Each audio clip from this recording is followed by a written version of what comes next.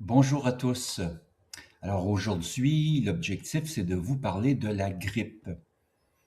Il y a même un autre objectif, c'est de vous amener éventuellement à être capable de la prévenir ou de la soigner dans les tout premiers stades ou même de la soigner lorsqu'elle est bien installée. Alors, ce que nous allons faire pour débuter, c'est simplement de regarder quelques-uns des principaux symptômes de la grippe. Vous voyez donc à gauche fièvre soudaine.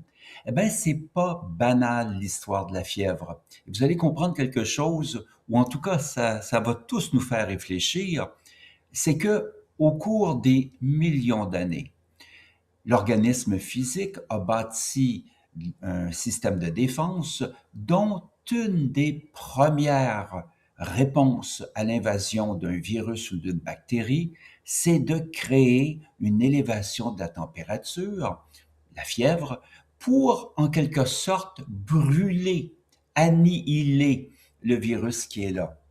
Hippocrate disait, Hippocrate, le père de la médecine, disait, si moi je peux, par mes traitements, faire en sorte que le patient fasse de la fièvre, il y a de grandes chances que je vais le guérir. Alors, la fièvre, c'est vraiment une réponse extraordinaire. Maintenant, la question est la suivante. Qu'est-ce qui arrive lorsque on soigne la fièvre ou on la fait disparaître?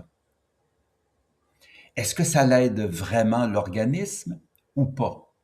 Eh bien, ça, c'est une question que les naturopathes et en homéopathie, c'est une question qu'on regarde et on essaie de faire en sorte que ce système ne soit pas annihilé, mais utilisé d'une certaine façon.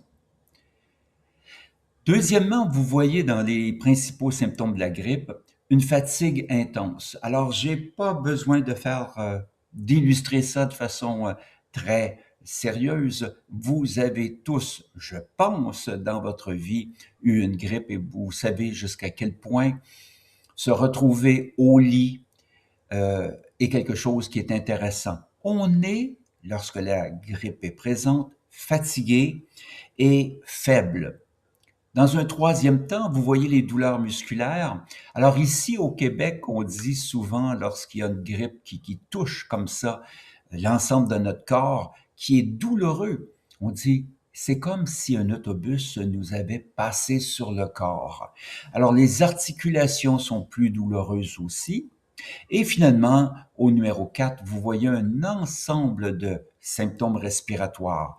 C'est le nez qui est congestionné, c'est le mal de gorge, il y a des picotements puis parfois des difficultés à avaler, il y a une toux. Bien sûr qu'il y a d'autres symptômes qui peuvent s'ajouter.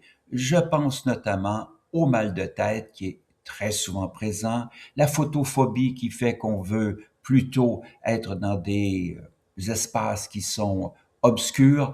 Il y a même des symptômes psychiques. Parfois on est anxieux, parfois on est plus irritable ou tout simplement apathique. Alors ces principaux symptômes de la grippe nous amènent ici. Dans les cours d'homéopathie familiale que nous offrons à toutes les années, il y a, par exemple, dans le cours qui sera présenté en septembre, il y aura 14 sujets au total. Un de ces sujets-là sera la grippe. Alors, qu'est-ce qu'on voit lorsqu'on présente un cours comme celui de la grippe? Eh bien, on voit la définition de la grippe et des généralités. Peut-être parlerons-nous même de la fameuse grippe espagnole des années 1918-19, dont le virus était assez important pour avoir tué 50 millions de personnes. Et ce qui est intéressant dans cette petite présentation de la grippe espagnole, c'est que partout aux États-Unis, il y avait des homéopathes qui travaillaient aussi sur la grippe espagnole et dont les taux de succès étaient extraordinairement plus élevés que ceux qui traitaient la grippe sans connaître l'homéopathie. Alors, on pourra en reparler dans les cours.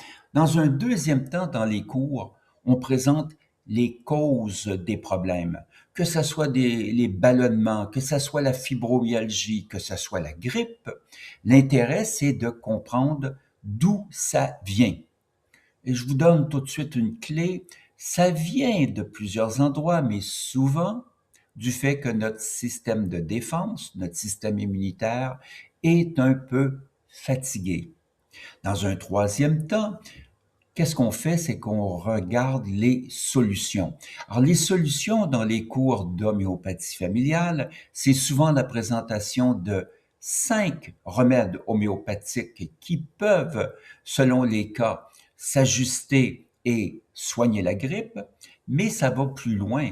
On regarde ce que l'aromathérapie peut faire, on regarde ce que la gémothérapie et on regarde aussi ce que les régimes alimentaires, l'alimentation, comment ceux-ci peuvent aider ou aggraver le problème.